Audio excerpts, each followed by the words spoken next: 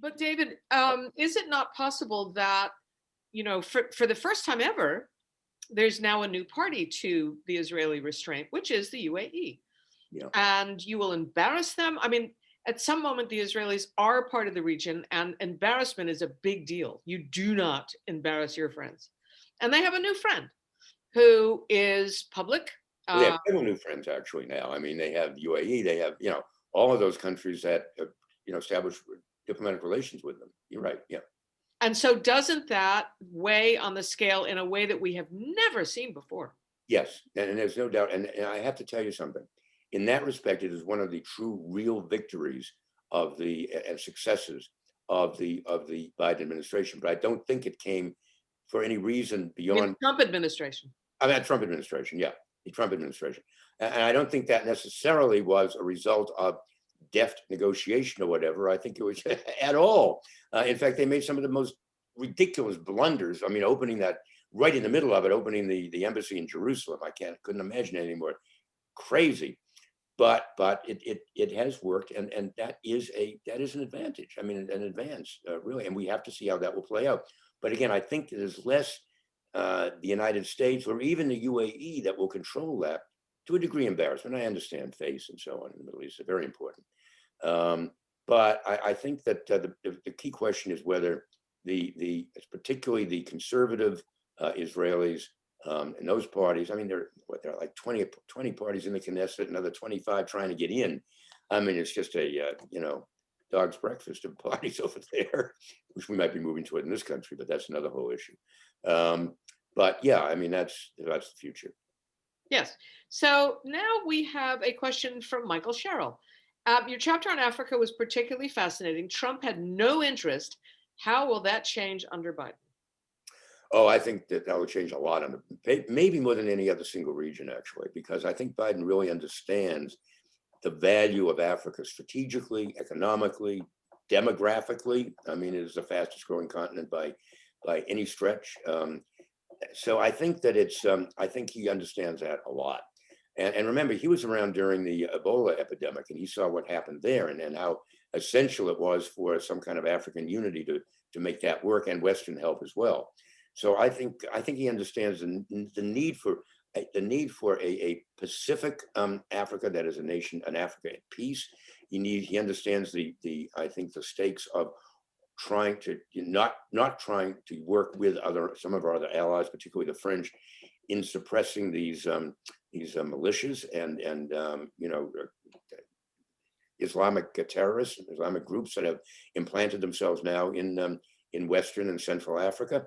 And I think he understands the need for really a tough hand against them, and a supporting hand for all of the democratic forces that are still trying to come along in Africa. So I think Africa, Michael is right, Africa, and I found the history of all of Africa just quite extraordinary. And it was really one of my favorite chapters to write, and a couple of reviewers have actually singled it out as my best chapter. So maybe it is. But I mean, I went back to the scramble for Africa. Deb, do you know about the Scramble for Africa? No. Oh, the Scramble for Africa, that was fascinating. It took place in around the 1890s, when all of the European colonial powers decided they had to have their own part of Africa.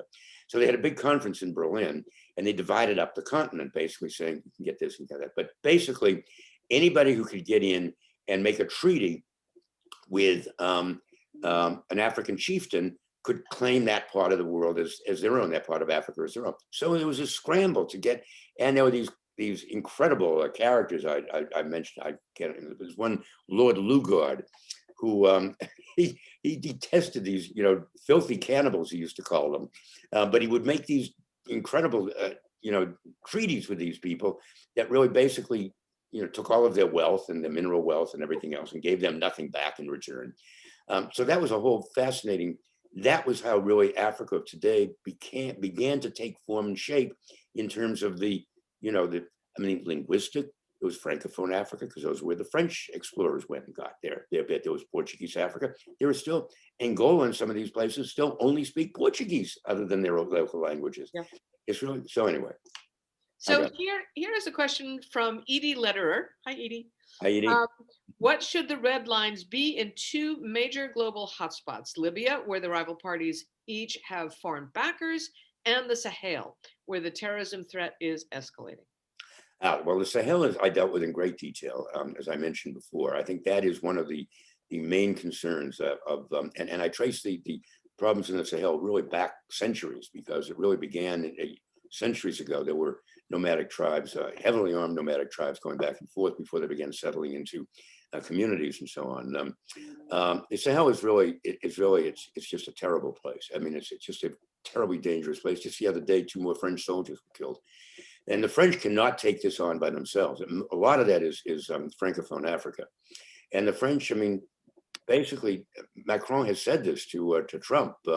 I know that. I was told that we can't do this by ourselves, and Trump basically said, good luck to you. It's Africa, And now I think Biden will understand that it is absolutely critical, because if we don't have that, we're going to have another Islamic State in Africa instead. And it's going to be at least potentially as lethal to American interests, Western interests, as it was in the Middle East. And they're already positioning themselves for that. So I think that Biden will understand that is and I'm sure Tony Blinken, especially Jake Sullivan, will understand that is a major, important priority. Libya, I've written about that, actually, that civil war that's really going on there. And that, again, is it's a major power thing also, because the Russians are in there, and the Egyptians, and the Americans in the West are, have their, their dog in that show. So I don't know. I don't think that's a red line. I think that's basically, it's internal within one country, and they're just shuffling back and forth as these powers, colliding in that respect. And I think we just have to stand up and say, this is our guide. This is what the UN has supported. We back the UN in this, and we're not going to support these vigilantes who are coming along. Okay. This is taking a left turn here, but let's do it because it's interesting. John Giannini, what cyber red lines exist? Trump just got permanently barred from Twitter. Well, bravo. I mean, not sure how permanent that is. Yeah. Oh, I don't know. I hope it's going to be for a long time, but who knows?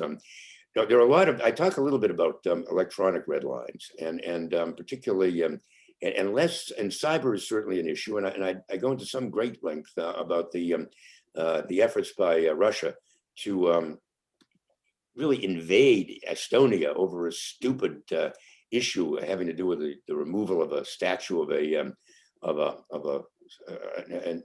World War II Russian war hero, quote unquote, from the middle of Tallinn.